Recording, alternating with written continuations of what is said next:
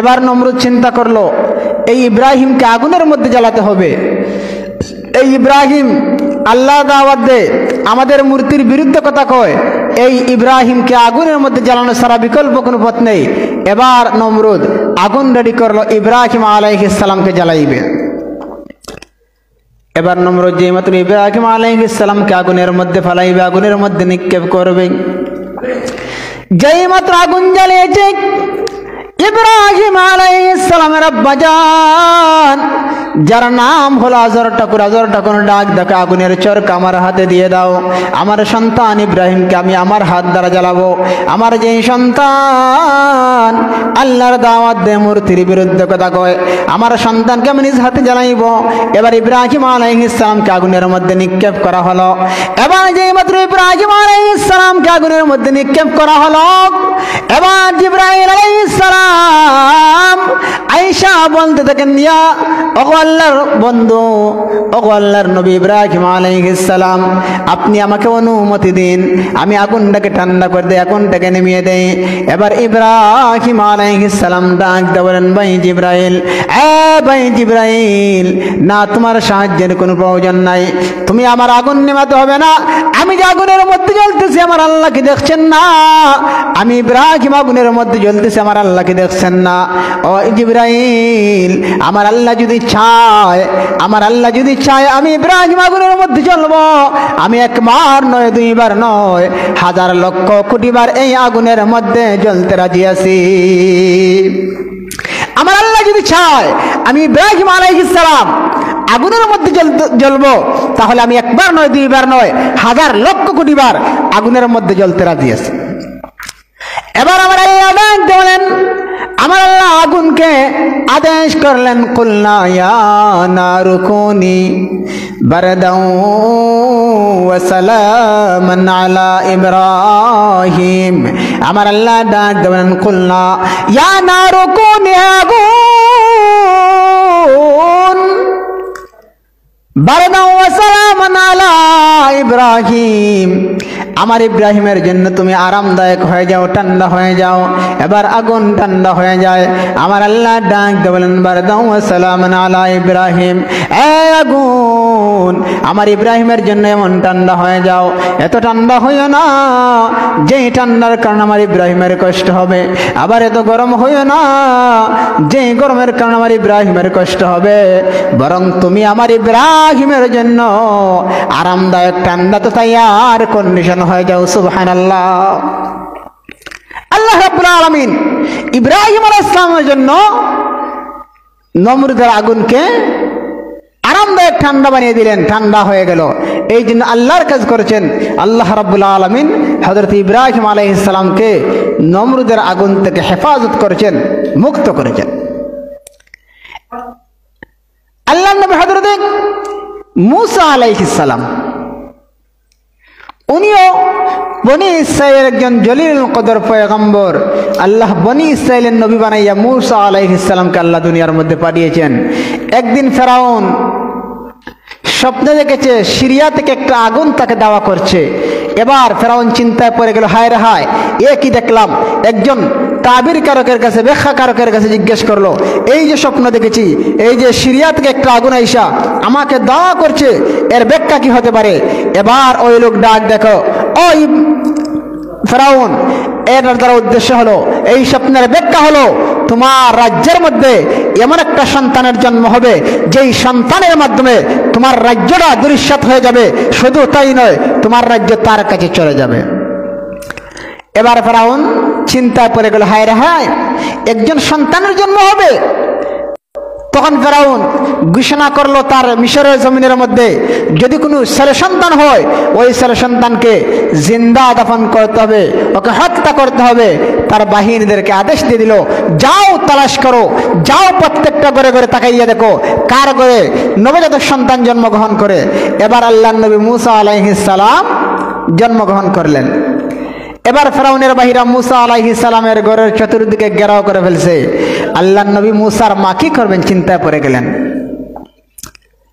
আল্লাহর নবী মূসা আলাইহিস সালামের আম্মা জান এমন সময় চিন্তায় পড়ে গেলেন, হায় রে হায়, আমার সন্তান যদি ওরা আমার সন্তানকে নিয়ে যায়, আমার সন্তানের কি অবস্থা হবে, ছোট্ট সন্তান। এবার মূসা আলাইহিস সালামের আম্মা জান তার ছোট্ট সন্তানটাকে আগুনের মধ্যে নিক্ষেপ করলেন, চুলার মধ্যে নিক্ষেপ করলেন। এবার যে মাত্র ফেরাউনের বাহিনীরা চলে গেল, এবার মূসা আলাইহিস সালামের মা চুলা থেকে সন্তানকে বের করলেন, আল্লাহ আগুন থেকে হেফাজত করেছেন। এবার যে মাত্র বের করলেন, মূসার মা চিন্তায় পড়ে গেলেন, হায় রে হায়, আমার সন্তানকে এরকম কয়দিন পাহারা দিয়ে রাখবো না, এটা কখনো হতে পারে না, আমার সন্তানকে পাহারা দিয়ে রাখতে পারবো না। এবার মূসার মা, মূসার একজন বোন ছিলেন, ওই বোনের সাথে পরামর্শ করলেন, অর্থাৎ মূসা আলাইহিস সালামের মা তার কন্যার সাথে পরামর্শ করলেন, মেরে তোমার ভাই মূসার ব্যাপারে কি করা যায়। এবার মূসার মা দৃঢ় সিদ্ধান্ত নিলেন, একটা সিন্দুক বানাইয়া সিন্দুকের মধ্যে ঢুকাইয়া মূসা আলাইহিস সালামকে নদীর মধ্যে ভাসিয়ে দিবেন, আর আল্লাহ রাব্বুল আলামিন মূসা আলাইহিস সালামকে হেফাজত করবেন। এবার সিন্দুক বানাইয়া মূসা আলাইহিস সালামের আম্মা জান তার গর্ভের সন্তানটাকে, ছোট্ট নবজাতক সন্তানটাকে সিন্দুকের ভিতরে ঢুকাইয়া নদীর মধ্যে, নীল নদীর মধ্যে ভাসিয়ে দিলেন। এক পর্যায়ে তাকাইয়া দেখা যায় সিন্দুকটা ভাসিয়া ভাসিয়া এক পর্যায়ে ফেরাউনের গাটের মধ্যে লেগে গেছে। আর ওইদিকে মূসা আলাইহিস সালামের বোন সমস্ত ঘটনা প্রত্যক্ষণ করছেন, অবলোকন করছেন, আর তাকাইয়া দেখছেন সিন্দুক কোথায় যায়। এবার যেই মাত্র ফেরাউনের গাটের মধ্যে লেগেছে, এবার ফেরাউনের বাহিনীরা ডাক দেখে, স্যার একটা সিন্দুক লেগেছে। এবার সিন্দুক উপরে তোলা হলো, এবার সিন্দুক খোলা হলো, তাকাইয়া দেখা যায় একজন সন্তান মুচকি হাসতে আসে, এত সুন্দর সন্তান হাসে। এবার ফেরাউন বুঝতে পারলো ওই সন্তানটা আমার রাজ্যকে ধ্বংস করে দিবে, না, ওকে হত্যা করতে হবে। এবার হযরতে আসিয়া আলাইহিস সালাম দৌড়ে আসলেন, আর আয়েশা ডাক দিলেন, ফেরাউন তুমি তো হলে আটকুরা, তুমি তো হলে আটকুরা, তোমার কোনো সন্তান নাই, এই সন্তান ছোট্ট সন্তান, ওই সন্তানটাকে মেরে ফেলবা না, এটা কখনো হতে পারে না। ওই ছোট্ট সন্তানকে আমরা লালন পালন করব, আর ওই সন্তানটা আমাদেরকে আব্বা আম্মা বলে ডাকবে। ও ফেরাউন তুমি আমার হুকুমটা মানে নাও, এই সন্তানকে আমরা লালন পালন করব। এবারে ফেরাউন এক পর্যায়ে রাজি হইয়া যায়। এবার মূসা আলাইহিস সালামকে তার লালন পালন করতে শুরু করে। ছোট্ট সন্তান মূসা আলাইহিস সালাম দুধ পান করার প্রয়োজন আছে। এবার ফেরাউন ঘোষণা করলো, দাত্রী মহিলাদেরকে নিয়ে আসো, আমার সন্তান মূসাকে দুধ পান করাতে হবে। এবার মহিলারা আসে, মূসাকে কুলের মধ্যে নেয়। এবার মূসা আলাইহিস সালাম দুধ পান করে না, মূসা মুখটা ফিরিয়ে নেয়, দুধ পান করে না। এবার এইরকম ভাবে কয়েকজন দাত্রীকে খোঁজা হলো, কোনো দাত্রীর কোনো মহিলার দুধ মূসা আলাইহিস সালাম পান করে না। উনি তো আল্লাহর নবী, যেমন মন ধরে যেমন তেমন মহিলার দুধ পান করতে পারে না। এবার মূসা আলাইহিস সালামের বোন ডাক দেবে, ফেরাউন আমার কাছে একজন মহিলা আছে, ওই মহিলার দুধটা দেখছি সকল সন্তানরাই পান করে, সুবহানাল্লাহ। এবার যে মাত্র বলা হলো, যা ওই মহিলাকে নিয়ে আসো। এবার মূসার বোন ডাক দেবেন, ওই মহিলা তো সাধারণ মহিলা না, ওই মহিলা সাধারণ কোনো মহিলা না। যখন ওই মহিলাকে নিয়ে আসা হলো, বাতা নির্ধারণ করা হলো, আমার সন্তানকে দুধ পান করাও। এবার মূসা আলাইহিস সালামকে ওই মহিলার কাছে দেওয়া হলো। এবার মূসা আলাইহিস সালাম স্তনের মধ্যে মুখ লাগিয়ে দুধ পান করতে শুরু করলেন। এবার ওই মহিলার ভাগ্য খুলে যায়, মূসা আলাইহিস সালামের মা তো হলেন ইনি। এবার ফেরাউন যে মাত্র বাতা নির্ধারণ করলো, এত নাকি তোমাকে আমরা মাসে দিব আর রাজ সিংহাসনের মধ্যে রাখবা। মূসার মা ডাক দেখো, ফেরাউন আমরা এমন সাধারণ মহিলা না, রাজ সিংহাসনে থাকবো এটা কখনো সম্ভব না। তোমার সন্তান আমার সাথে দিতে হলে দাও, আমি আমার বাড়িতে চলে যাব, আর মাস শেষ হওয়ার সাথে সাথে আমার টাকাটা দিয়ে দেবা। এবার ফেরাউন রাজি হয়ে যায়। এবার মূসার মা মূসাকে ফেরাউনের কাছ থেকে নিয়ে গেলেন, টাকার বিনিময়ে দুধ পান করাইবেন। এবার যে মাত্র দুধ পান করানো শেষ হয়ে গেল, এবার মূসাকে ফিরিয়ে দিলেন ফেরাউনের রাজপ্রাসাদে। এবার মূসা আলাইহিস সালামকে ফিরিয়ে দেওয়া হলো। একদিন ফেরাউন মূসা আলাইহিস সালামকে কুলের মধ্যে নিয়ে গালের মধ্যে চুম্বন করে আল্লাহর নবী মূসা আলাইহিস সালাম ফেরাউনকে একটি থাপ্পড় মেরে দিলেন। এবার ফেরাউন থাপ্পড় খেয়ে ডাক দেখো, আসিয়া রে এমন একটা সন্তান আমাকে থাপ্পড় মারলো না, ওই সন্তানকে মেরে ফেলবো, ওই সন্তানকে রাখা যায় না। আসিয়া ডাক দেখো, ছোট্ট সন্তান তোমাকে থাপ্পড় মেরেছে, হয়তো বা বুঝে নাই তুমি তাকে মেরে ফেলবা না, এটা কখনো হতে পারে না। এবার ফেরাউন ডাক দেখো, আসিয়া রে এই সন্তান ছোট্ট হলে কি হবে, আমাকে এমন তাপ্পর মেরেছে, এমন জোরে তাপ্পর মেরেছে, বড় মানুষ এরকম তাপ্পর মারতে পারে না। শেষ পর্যন্ত আসিয়াকে ফেরাউনকে বুঝাইতে লাগলেন। এক পর্যায়ে ফেরাউন তাকে আর হত্যা করলো না। এইরকম মুসা আলাইহিস সালাম যখন বড় হয়ে গেলেন, আসিয়া ডাক দিয়ে বলেন, ও মুসা, যাও তুমি আমাদের সামনে থেকে, আমাদের বাড়ি থেকে চলে যাও, এখন তোমার সমস্ত ঘটনা ফেরাউন জেনে ফেলবে, তোমাকে হত্যা করবে। ও মুসা যাও, আল্লাহ তোমাকে হেফাজত করবেন।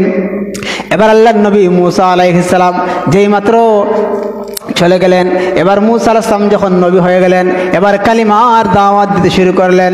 ও মিশরের লোকেরা, কুলু লা ইলাহা ইল্লাল্লাহ, এবার বললেন লা ইলাহা ইল্লাল্লাহ মুসা কালিমুল্লাহ, মুসার আল্লাহর উপর ঈমান আনয়ন করো। এবার ফেরাউনের বাহিরা ঈমান আনয়ন করে না, মুসা আলাইহিস সালামকে কষ্ট দেওয়া শুরু করেছে। শুধু তাই নয়, আমার আল্লাহ রাব্বুল আলামিন মুসা আলাইহিস সালামকে একটা লাঠি দিয়েছিলেন। এই লাঠির মধ্যে এমন কতগুলো মুজিজা ছিল। আল্লাহ রাব্বুল আলামিন মুসার সঙ্গে একটা লাঠি দিয়েছিলেন, এই লাঠির দ্বারা মুসার সব মুজিজা দেখাতেন। এবার আল্লাহ রাব্বুল আলামিন ডাক দিয়ে বলেন, ও আমার পয়গম্বর মুসা, ওমা তিলকা বিয়ামিনিকা ইয়া মুসা, মুসা রে তোমার হাতে কি? মুসা আলাইহিস সালাম বলেন, হিয়া আসায়া, আমার হাতে হলো লাঠি। হিয়া আসায়া আতাওয়াক্কাউ মিনহা ওয়া হিয়া মারিবু উখরা, এই লাঠির উপর আমি হেলান দেই এবং অন্যান্য কাজ করি, এবং আমি ছাগলদেরকে পাতা ফেরে খাওয়াই। এই এমন একটা লাঠি আল্লাহ মুসাকে দান করেছিলেন। এবার মুসা আলাইহিস সালাম যে মাত্র জমিনের মধ্যে লাঠি নিক্ষেপ করেন, ওই লাঠিটা অজগর সাপে পরিণত হয়ে যায়। এবার ফেরাউন চিন্তা করলো, হায় রে হায়, এত বড় সাপ। এবার ফেরাউন তার জাদুঘরদেরকে আনিয়া সাপ বানাইয়া মুসার সাপের সাথে মোকাবেলা করবে। এবার সে জাদুঘরদেরকে হাজির করলো, বড় বড় জাদুঘরদেরকে মিশরের জমিনে হাজির করলো। জাদুঘররা সাপ বানায়, সাপ নিক্ষেপ করেছে জমিনের মধ্যে। মুসা আলাইহিস সালামের সাপ লাঠি হইয়া যে সাপ হয়েছে অজগর সাপ, ওই সাপ ফেরাউনের সমস্ত জাদুঘরদের সাপকে গিলে ফেলে। এবার সমস্ত জাদুঘররা মুসলমান হয়ে যায়, সমস্ত জাদুঘররা মুসার আল্লাহর উপর ঈমান আনয়ন করে। এবার ফেরাউন এমন এক অসহায় হয়ে গেল, সর্বপ্রথম জাদুঘররাই মুসলমান হয়ে যায়। এবার ফেরাউন যে জাদুর মাধ্যমে মুসাকে সে বিতাড়িত করতে চেয়েছিল, পরাজিত করতে চেয়েছিল, সর্বপ্রথম তাকে দেখা যায় জাদুঘরেরা মুসা আলাইহিস সালামের আল্লাহর উপর ঈমান আনয়ন করেছে। সুবহানাল্লাহ।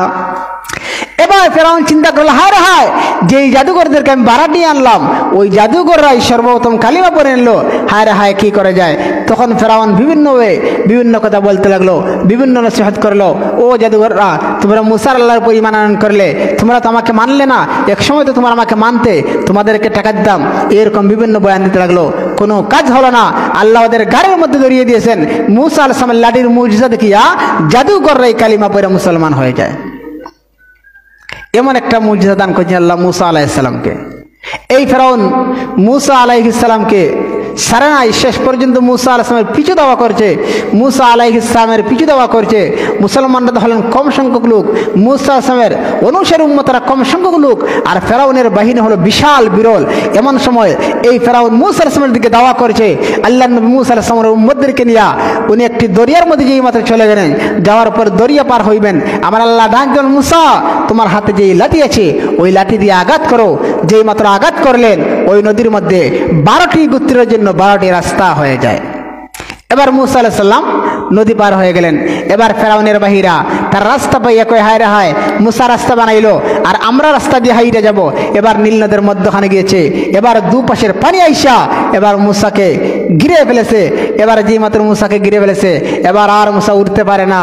আর ডাক দেখো, ইন্নী আনা রাব্বুকুমুল আ'লা, তুমি তো হলে বড় রব। আমি দুনিয়ার জমিনে খুদা দাবি করতাম, আমার বড় ভালো লাগতো, আমার বড় সুন্দর লাগতো, মানুষের আমাকে আল্লাহ রাখলে আমার খুবই ভালো লাগতো, এই জন্যই তো আমি আল্লাহ রাখতাম। আসলে তো আমি আল্লাহ না, আপনি আল্লাহ হলেন রব। আল্লাহ আমাকে হেফাজত করো, আল্লাহ আমাকে নাজাত দিয়ে দাও। কিন্তু কোনো কাজ হয় নাই। আল্লাহ জিব্রাইলের মারফতে মুসার মুখ দিয়া ফেক ঢুকাইয়া, কাদা ঢুকাইয়া এই নীল নদের মধ্যে ফেরাউনকে ডুবিয়ে মেরেছেন। দুনিয়ার জমিনে আমরা বড়াই করি, দুনিয়ার জমিনে বড়াই করি। আল্লাহ বলেন, লা তামশি ফিল আরদি মারাহা, জমিনে অহংকার নিয়ে হাঁটিয়ে না। কিসের অহংকার? তোমার কিসের অহংকার? জমিনে অহংকার দেখাও না, জমিনে অহংকার দেখিও না, জমিনে অহংকার দেখিও না। লা তামশি ফিল আরদি মারাহা, দম্ভ নিয়া, অহংকার নিয়া আল্লাহর জমিনে হাঁটিও না।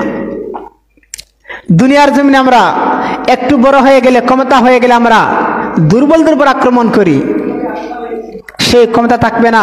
কাল কিয়ামতের ময়দানে সেই ক্ষমতা থাকবে না। কাল কিয়ামতের ময়দানে, হাসরের ময়দান যখন কায়েম হয়ে যাবে, আমার আল্লাহ কাহারিয়তের পোশাক পরিধান করবেন, চাদর পরিধান করবেন। আল্লাহ একটি চেয়ারের উপর বসে থাকবেন, আর ডাক দিয়ে বলবেন, আজকের দিনের ক্ষমতা কার? আজকের দিনের ক্ষমতা কার? এবার দুনিয়ার বড় বড় রাজা বাদশারা ওই হাসরের ময়দানের মধ্যে থাকবে।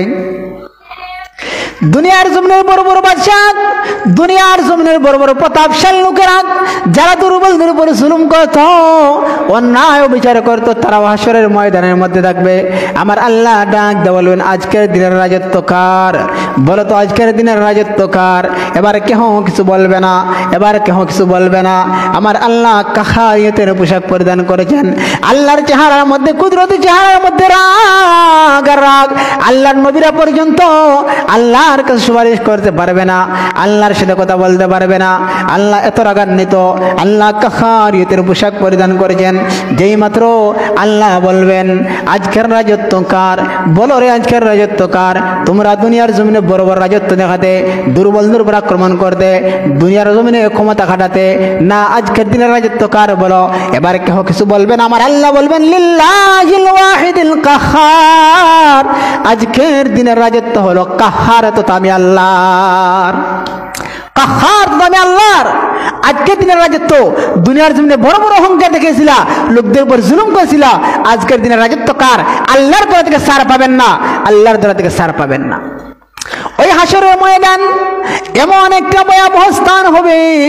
হাসরের ময়দান এমন একটা স্থান হবে, হাসরের ময়দানে 50,000 বছর দাঁড়াইবে। কানা মিকদারুহু 50 আলফ সানা। 50,000 বছর হাসরের ময়দানের মধ্যে দাঁড়াইয়া থাকবে। আর ফুলসিরাতের মধ্যে, ফুলসিরাতের ব্রিজটা পার হতে সময় লাগবে 30,000 বছর।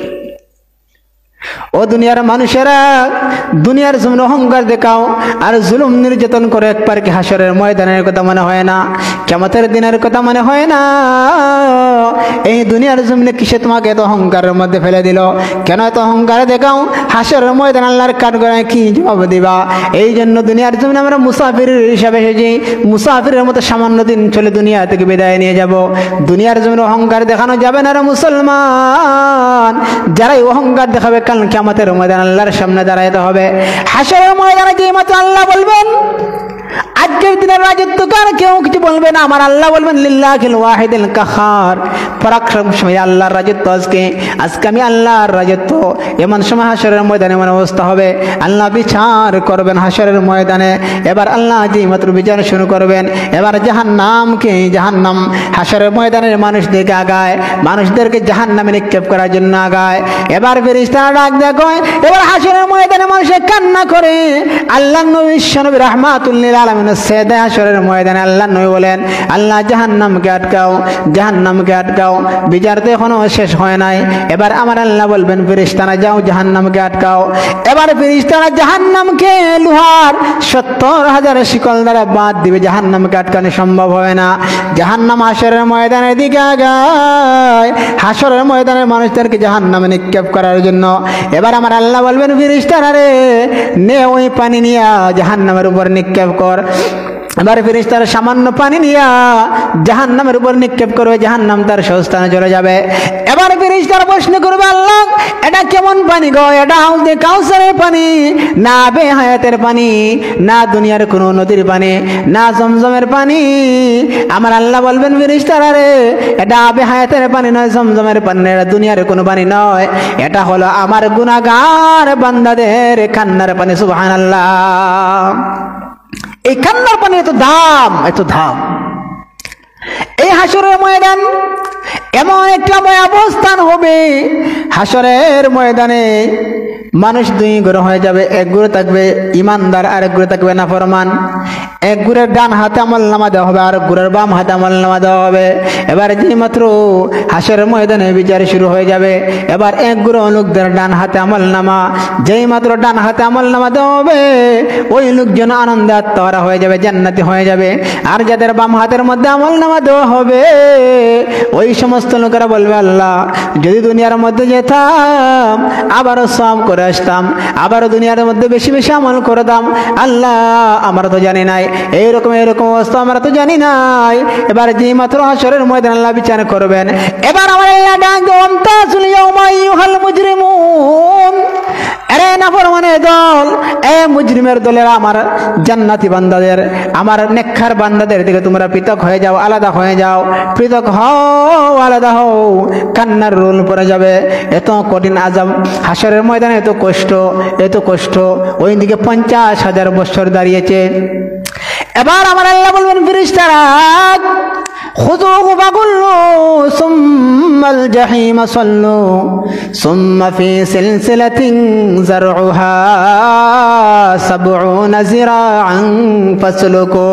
এবার আমার আল্লাহ বলবেন, ফেরেশতারা খুযুহু ফাগুল্লু, জাহান্নাম বান্দাদেরকে ধরো, মজবুত করে ধরো, সুম্মাল জাহিম সাল্লু, জাহান্নামী বান্দাদের গলার মধ্যে বেরিয়ে পড়ে জাহান্নামে নিক্ষেপ করো। সুম্মা ফি সিলসিলাতিন যারউহা 70 যিরাআন ফাসলুকু। ও ফেরেশতারা, ও মালায়েকা ফেরেশতারা, আমার জাহান্নামী বান্দাকে 70 গজ লম্বা জিঞ্জিল দ্বারা পেঁচাইয়া জাহান্নামের মধ্যে নিক্ষেপ করো। জাহান্নামী বান্দাকে যে মাত্র জাহান্নামে নিক্ষেপ করা হবে, আমার আল্লাহ বলেন, ওয়াসিকাল্লাযীনা কাফারু ইলা জাহান্নাম যুমারা, জাহান্নামী বান্দাদেরকে জাহান্নামের মধ্যে হাঁকিয়ে নেওয়া হবে, এইরকম হাঁকিয়ে দেওয়া হবে জাহান্নামের মধ্যে। আল্লাহ যে মাত্র আল্লাহর ফেরেশতারা জাহান্নামী বান্দাকে জাহান্নামের মধ্যে নিক্ষেপ করবে, ওই জাহান্নামী বান্দার জাহান্নামের নিচে পৌঁছতে সময় লাগবে 70 বছর। নাউযুবিল্লাহ, 70 বছর সময় লাগবে। আমরা গুনাহ করি দুনিয়ার জমিনে, হায় রে হায়, জাহান্নামের কথা মনে হয় না, হাসরের ময়দানের কথা মনে হয় না। আমার আল্লাহ বলেন, ওয়াসিকাল্লাযীনা কাফারু ইলা জাহান্নাম যুমারা, ওই হাসরের ময়দান থেকে জাহান্নামী বান্দাদেরকে হাঁকিয়ে জাহান্নামের দিকে নেওয়া হবে। যেই মাত্র তারা জাহান্নামের মধ্যে পৌঁছবে, হাত্তা ইযা জাউহা, যখন তারা জাহান্নামের মধ্যে পৌঁছবে, ওয়া ফুতিহাত আবওয়াবুহা, জাহান্নামের দরজা খুলে দেওয়া হবে। ওয়া ক্বালা লাহুম খাযানাতুহা, জাহান্নামের প্রহরী বলবে, ওয়া ক্বালা লাহুম খাযানাতুহা আলাম ইয়াতিকুম রাসূলুম মিনকুম, ও জাহান্নামীরা, তোমাদেরকে দুনিয়ার মধ্যে কালিমার দাওয়াত দেওয়া হয় নাই, তোমাদের কাছে কোন নবী আসে নাই, যে নবী তোমাদেরকে আজকের কিয়ামতের দিনের ব্যাপারে জাহান্নামের ভয় দেখাইতো, আজকের দিন আমি আল্লাহর সাথে সাক্ষাৎ হবে ভয় দেখাইতো। এবার ওই সমস্ত জাহান্নামীরা বলবে, কালু বালা, হা হা, নবী এসেছিলেন, উলামায়ে কেরাম ওয়াজ করেছিলেন, সেই ওয়াজটা আমাদের কান দিয়ে যেত না, ওই ওয়াজ আমরা বিশ্বাস করতাম না। কালু বালা ওয়ালাকিন হাক্কাত কালিমাতুল আযাবি আলাল কাফিরিন। আল্লাহ উলামায়ে কেরাম আমাদেরকে আল্লাহর দিকে দাওয়াত দিতেন, জাহান্নামের ভয় দেখাতেন। আল্লাহর নবীগণ আসছিলেন, নবীগণ আমাদেরকে জাহান্নামের ভয় দেখাতেন, আল্লাহর সাথে সাক্ষাৎ করতে হবে এই ভয় দেখাতেন, কিন্তু আমরা তাদেরকে মিথ্যা প্রতিপন্ন করেছিলাম। তখন ঘোষণা হবে, কিলা দুখুলু আবওয়াবা জাহান্নাম খালিদিনা ফিহা, ও জাহান্নামীরা, তখন ঘোষণা হবে, কিলা দুখুলু, কিলা বলা হবে উদখুলু, কিলা দুখুলু, তোমরা প্রবেশ করো জাহান্নামের মধ্যে, আর ওই জাহান্নামের মধ্যে চিরকাল তোমরা বসবাস করো। যেরকম নাউযুবিল্লাহ, চিরকাল বসবাস করো, খালিদিনা ফিহা, সারা জীবন থাকো। এটা কাফিরদের বেলা হবে, কিন্তু আল্লাহর মুমিন বান্দা যারা হবে, ওই সমস্ত মুমিন বান্দা জাহান্নামের মধ্যে যাইয়া শাস্তি ভোগ করবে। শাস্তি ভোগ করার পর একদিন তাকে জান্নাতের মধ্যে দেওয়া হবে ঈমানের বদৌলতে। এই যে সে কালিমা পড়েছিল, আল্লাহর পর ঈমান আনয়ন করেছিল। এই জাহান্নাম এত ভয়ানক স্থান হবে, এই জাহান্নামের মধ্যে জাহান্নামের বান্দা জ্বলতে এক পর্যায়ে বান্দার পেটের মধ্যে খিদা লাগবে, জাহান্নামের মধ্যে নিক্ষেপ করার পর বান্দার বডিটা বড় হয়ে যাবে। বডি যখন বড় হয় তেমন খানার বেশি প্রয়োজন হয়, বান্দার বডি বড় হলে তেরকম খানার বেশি প্রয়োজন হয়। যেই মাত্র আল্লাহ বান্দাকে জাহান্নামের মধ্যে নিক্ষেপ করবেন, বান্দা জাহান্নামের মধ্যে যাওয়ার পর 1000 বছর জাহান্নামে ঝুলিয়া এবার আল্লাহর কাছে ফরিয়াদ করবে, আল্লাহকে ডাকবে, প্রভু গো খানা দাও, জাহান্নামের মধ্যে আর সহ্য হচ্ছে না, পেটের খিদা বরদাস্ত করতে পারছি না, পেটের মধ্যে তো খিদা লেগেছে, আল্লাহ খানা দাও। এবার আমার আল্লাহ হাজার বৎসর পর জবাব দিবেন, আমার আল্লাহ ফেরেশতাদেরকে বলবেন, ফেরেশতারা আমার জাহান্নামী বান্দা খানার জন্য চিল্লায়, আমার জাহান্নামী বান্দাকে যাক্কুম নামক ফল দিয়ে দাও। ইন্না শাজারাতাজ যাক্কুম তাআমুল আসিম কালমুহুল ইয়াগলি ফিল বুতুন। যাক্কুম নামক ফল চিনেননি? যাক্কুম নামক ফল হলো কাটা বিশিষ্ট ফল, যেই ফলের চতুর্দিকে কাটা থাকবে। এবার ফেরেশতারা ওই জাহান্নামী বান্দার হাতে যাক্কুম নামক ফল দিবে। এবার বান্দা যাক্কুম নামক ফলের কাটা দেখানোর টাইম নেই, মুখের মধ্যে দিবে, গলার মধ্যে কাটা বিদ্ধ হয়ে যাবে। ইমাম তিরমিজি রহমাতুল্লাহি আলাইহি তিরমিজি শরীফের মধ্যে উল্লেখ করেন, যেই মাত্র বান্দা জাহান্নামী বান্দা যাক্কুম নামক ফল মুখের মধ্যে দিবে, তার গলার মধ্যে কাটা বিদ্ধ হয়ে যাবে। কাটা এত বেদা সহ্য করার মতো না। এবার যেই মাত্র গলায় কাটা বিদ্ধ হয়ে যাও, এবার জাহান্নামী বান্দা আবার আল্লাহর কাছে কাঁদবে, আল্লাহ গলায় কাটা বিদ্ধ হয়ে গেল, পেটের খিদা দূর হলো না আল্লাহ, এখন তো আর বেশি কষ্ট আল্লাহ সহ্য করতে পারি না। এবার বান্দা চিল্লা করবে, এবার বান্দা বলবে, আল্লাহ আমাকে পানি দাও, গলার কাটা ছুটাবো। এবার আমার আল্লাহ ফেরেশতাদেরকে বলবেন, ফেরেশতারা রে আমার ওই জাহান্নামী বান্দাকে যাও রক্ত এবং পুঁজ দিয়ে দাও। জাহান্নামী বান্দারা জ্বলিয়া রক্ত এবং পুঁজ নির্গত হয়েছে, ওই রক্ত এবং পুঁজ একটি পেয়ালার মধ্যে আমার জাহান্নামী বান্দার সামনে হাজির করো। যেই মাত্র জাহান্নামী বান্দার সামনে রক্ত এবং পুঁজকে হাজির করা হবে, এবার যেই মাত্র বান্দা দেখবে রক্ত এবং পুঁজকে তার সামনে হাজির করেছে, এটা দেখার টাইম নাই, রক্ত নাকি এটা কি এটা দেখার সুযোগ নাই। এবার জাহান্নামী বান্দা মুখের মধ্যে দিবে, তারা তালুটা নিচের দিকে চলে যাবে, জিহ্বা পর্যন্ত চলে যাবে। এবার জাহান্নামী বান্দা যেই মাত্র রক্ত এবং পুঁজকে পান করবে, এবার ওই রক্ত এবং পুঁজ এত গরম টকবকে গরম, এই গরম পুঁজ পান করার পরে এবার যে মাত্র মুখের মধ্যে দিবে, ওই রক্ত এবং পুঁজ তার যাক্কুম নামক ফলের কাটাকে ছুটাইয়া তার ভিতরে নিয়া সমস্ত নারী বুড়ি পেঁচাইয়া হাত্তা ইয়াখরুজা মিন দুবুরিহি, তার পায়খানার রাস্তা দিয়া বের হয়ে যাবে। যেরকম নাউজুবিল্লাহ। এত কষ্ট জাহান্নামের মধ্যে, জাহান্নামের কথা আমাদের মনে হয় না, এত কষ্ট জাহান্নামের মধ্যে। আল্লাহ রাব্বুল আলামিন জাহান্নাম বানিয়েছেন, জাহান্নামের 7টা স্তর আছে। এই 7টা স্তরের মধ্যে বিভিন্ন সম্প্রদায়ের মানুষ যাবে। জাহান্নামের 7 নম্বর স্তর হলো, যার নাম হলো হাউয়া। ওই হাউয়া নামক স্তরের মধ্যে মুনাফিকরা যাবে। মুনাফিক চিনেননি? আমাদের সমাজে আমরা মুসলমান দাবি করি, কিন্তু আমাদের মধ্যে মুনাফিকে খাসলত আছে। আমাদের মধ্যে মুনাফিকে খাসলত আছে না নাই? এই জন্য মুনাফিকে খাসলত পরিহার করতে হবে। এই সময় একটা বললাম, আমি আপনাকে বললাম আপনার সাথে আছি, পরক্ষণে বললাম না তোমার সাথে আমি নাই, এটার নাম হলো মুনাফিকি। মুনাফিকি করা যাবে না। জাহান্নামের 7টা স্তরের মধ্যে সর্বনিম্ন স্তর হলো, যে স্তরের মধ্যে বেশি কষ্ট হবে ওই স্তরের মধ্যে মুনাফিকরা যাবে। ইন্নাল মুনাফিকিনা ফিদ দারকিল আসফালি মিনান নার। মুনাফিকরা জাহান্নামের তল দেশের মধ্যে যাবে। এবার মুনাফিকরা, আমরা সমাজে অনেক মানুষ যারা মুনাফিকি করে, এই জন্য মুনাফিকি খাসিয়ত আমাদেরকে ছাড়তে হবে, আর আল্লাহর কাছে বেশি বেশি তওবা করতে হবে। এই জাহান্নাম থেকে আল্লাহর বান্দার কেউ ভয় করেছে।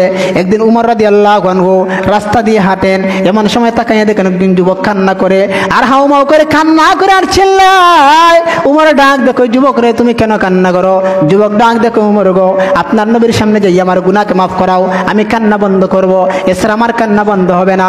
এবার যে মাত্র নবীর কাছে নিয়ে যাওয়া হলো, এবার আল্লাহর নবী ডাক দিলেন, যুবক রে তুমি কেন কান্না করো? যুবক ডাক দেখো, আল্লাহর নবী আমার আল্লাহ আমার গুনাহ মাফ করবেন নি, আমার মনে হয় আমার আল্লাহ আমার গুনাহ মাফ করবেন না। আল্লাহর নবী বলেন, যুবক তুমি কেমন গুনাহ করেছো? তোমার গুনাহ কি সমস্ত জমিন থেকে বড়? এবার যুবক ডাক দেখো, ইয়া রাসূলুল্লাহ ইয়া হাবিবাল্লাহ আমার গুনাহ জমিন থেকে বড়। এবার আল্লাহর নবী ডাক দিলেন, তোমার গুনাহ কি আসমান থেকে বড়? এবার যুবক ডাক দেখো, ইয়া রাসূলুল্লাহ আমার গুনাহ আসমান থেকে বড়। আল্লাহর নবী ডাক দিলেন, যুবক রে তোমার গুনাহ কি আল্লাহর দয়া থেকে বড়? এবার যুবক ডাক দেখো, না আল্লাহর দয়া থেকে বড় না। এবার আল্লাহর নবী ডাক বলেন, তোমার কি গুনাহ বলো? এবার ওই যুবক ডাক দেখো, ইয়া রাসূলুল্লাহ ইয়া হাবিবাল্লাহ আমি হলাম মদিনা শরীফের একজন কাফন চোরা, আমি কাফন চুরি করি। ইয়া রাসূলুল্লাহ ইয়া হাবিবাল্লাহ আমি মদিনা শরীফের একজন কাফন চোরা। যখন মদিনার মধ্যে কোনো মানুষ মারা যেত, আমি তার কবরের মধ্যে ঢুকিয়া কাফন আনিয়া ওই কাফনকে বাজারে বিক্রি করতাম। এরকম ভাবে আমার জীবিকা নির্বাহ হতো। ইয়া রাসূলুল্লাহ, ইয়া হাবিবাল্লাহ, একদিনের ঘটনা, মদিনা শরীফের মধ্যে একজন সুন্দরী নারী মারা গেল। মদিনা শরীফের সবচেয়ে সুন্দরী নারী মারা গেল। আর আমি রাত্রের গভীরে ওই সুন্দর নারীর খবরের মধ্যে যাইয়া তার কাফনের কবরকে শুধাইলাম। এমন সময় শয়তান আমাকে ডাক দেখে, আরে যুবক, এমন সুন্দরী নারী, ওই নারীর সাথে জিনার কাজ করে ফেল, জিনার কাজ কর। এবার যে মাত্র আমাকে শয়তান ওয়াসওয়াসা দিল, ইয়া রাসূলুল্লাহ, আমি ওই মদিনা শরীফের সুন্দর নারীর সাথে জিনার কাজ করলাম। এবার ওই নারী আমাকে ডাক দেখে, আরে যুবক, আমাকে কবরের মধ্যে নাপাক অবস্থায় রেখে গেলে আল্লাহর সামনে কি তোকে দাঁড়াতে হবে না? ইয়া রাসূলুল্লাহ, ইয়া হাবিবাল্লাহ, ওই যুবক আমাকে ওয়াজ করে, ওই মহিলাটা আমাকে ওয়াজ করে আর ডাক দেখে, আরে যুবক, তুমি আমাকে নাপাক অবস্থায় রেখে দিলে, কাল কিয়ামতের ময়দানে আমি আল্লাহর দরবারে নাপাক অবস্থায় উঠবো, তুমি আমাকে এরকম ভাবে ফেলে গেলে, আরে যুবক, তুই কি আল্লাহর সামনে দাঁড়াতে হবে না? আল্লাহর সামনে কি জবাব দিবি এইরকম জায়গায় জিনার কাজ আমার সাথে করলে? এবার আল্লাহর নবী কথা শুনিয়া চেহারা ঘুরাইয়া নিলেন। এবার যে মাত্র চেহারা ঘুরে নিলেন, এবার ওই যুবকটা আল্লাহর নবীর সামনে থেকে চলে যায়, পাহাড়ের মধ্যে উঠে গেছে আর আল্লাহর দরবারে কান্না করে, আল্লাহ, আমার গুনাহ মাফ করে দাও। ইয়া আল্লাহ, আল্লাহর রাসূল আমাকে বিতাড়িত করে দিয়েছেন, আল্লাহর নবী আমার থেকে চেহারা ঘুরে নিয়েছেন, আপনি আমাকে মাফ করে দেন। আল্লাহ, তোমার দরবার সে আমার যাওয়ার জায়গা নাই। এবার আমার আল্লাহ ডাক দেন, জিবরাইল, যাও আমার নবীর কাছে যাও, আবার নবীর কাছে জানাইয়া দাও, আমি আল্লাহ ওই যুবকের তামাম জিন্দেগির গুনাহ মাফ করে দিলাম। যেরকম সুবহানাল্লাহ। এই জন্য সাহাবা একরামের জমানায় যুবকরা কান্না করেছে, গুনাহ করেছে, কান্না করেছে। এই জন্য মুআজ্জ হাজিরিন, যুবক যারা, ওই যুবকরা যদি তার জওয়ানি বয়সের সময়টা কাজে লাগায়, তাহলে আরশের ছায়ার নিচে ওই যুবকরা স্থান পাবে। এই জন্য 7 শ্রেণীর মানুষ আছে, যারা কাল কিয়ামতের ময়দানে, হাসরের ময়দানে আরশের ছায়া ছাড়া আর কোনো ছায়া থাকবে না। ওই ছায়ার মধ্যে 7 শ্রেণীর মানুষ জায়গা পাবে। এর মধ্যে এক গ্রুপ মানুষ হলো যুবক, যারা তার জওয়ানি বয়সটাকে কাজে লাগিয়েছে, জওয়ানি বয়সে ইবাদতবন্দি করেছে, গুনাহ করেছে, আল্লাহর কাছে তওবা করেছে। এই জন্য মুআজ্জ হাজিরিন, এই দুনিয়ার জমিনে অহংকার করা যাবে না, অহংকার করবেন না। আমরা অহংকার করেছি, গুনাহ করেছি, গুনাহ আমরা পরিত্যাগ করি, আল্লাহর কাছে তওবা করি। আমরা কাউকে কষ্ট দিয়েছি, মাফ চেয়ে নেই। কারোর উপর জুলুম করেছি, মাফ চেয়ে নেই। সামান্য সময়, কোন দিন আমাদের মৌতের ডঙ্কা বেজে যাবে আমরা বলতেই পারবো না। আজ তাকাইয়ে দেখা গেছে বৃদ্ধা লোকের চেয়ে বুড়া লোকের আগে ছোট্ট যুবকরা, ছোট্ট সন্তানরা মারা যায়। কেন এরকম অবস্থা হলো? আমাদের গুনার কারণে, আমাদের হায়াতের মধ্যে বরকত নাই। এই জন্য আমাদেরকে দুনিয়ার জমিনে তাকিয়া আমাদেরকে তওবা করতে হবে, ইস্তেগফার করে তওবা করে দুনিয়ার জমিন থেকে চলে যেতে হবে, নতুবা জাহান্নাম ছাড়া কোনো গতি থাকবে না। আল্লাহ যেন আমাদেরকে দুনিয়ার জমিনে বেশি বেশি নেক আমল করে জাহান্নামের আযাব থেকে বাঁচার তৌফিক দান করেন। ওয়া আখিরু দাওয়ানা আনিল